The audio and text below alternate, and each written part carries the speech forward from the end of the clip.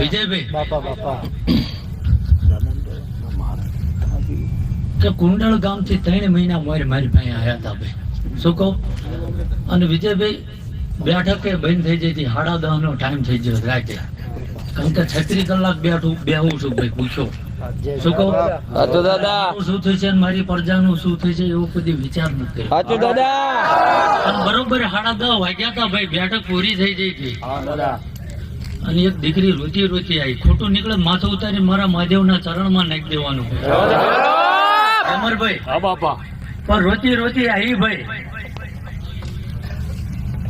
અને મને કે દેવના ઘરનો વખો આવ્યો છે ભાઈ. એટલે કીધું શું થયું ભાઈ? કે મારો ભાઈ હતો ને એને કદાચ નાગ આપડી ગયો છે. શું કહું છું ભાઈ? તો ઠીક ગમનભાઈ, પણ 24 કલાક થી દવાખાને પડ્યા છે ભાઈ.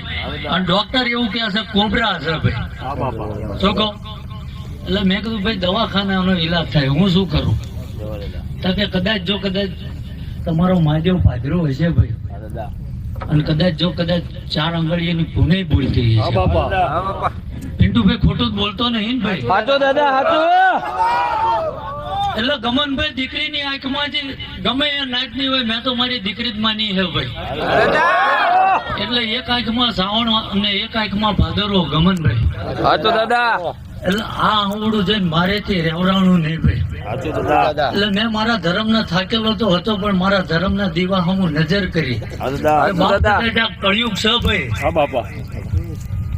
માણા પડકું ફેરવી લે, ધર્મ ના ફેરવ. રાત દાડો કદાચ તારી માળા જપી છે ભાઈ. સમય નું ભાન રાખ્યું નહીં, આવનાર ને કદાચ મોડો જવાબ નહીં લેવો.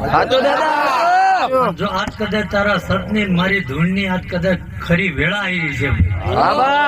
ગ્યામરભાઈ વધુ તો નતો બોલ્યો ભાઈ, પણ એ દીવા હમું જોયું અને એવું બોલ્યો ભાઈ કે કદાચ તું ઘરે પાછલે દવાખાને જઈને કદાચ પલંગે બોય અને જો કદાચ એનું કાંડું ઝાલી ના તારો ભાઈ એવું કે બળદ નો ઉરો પૂરો જગાડી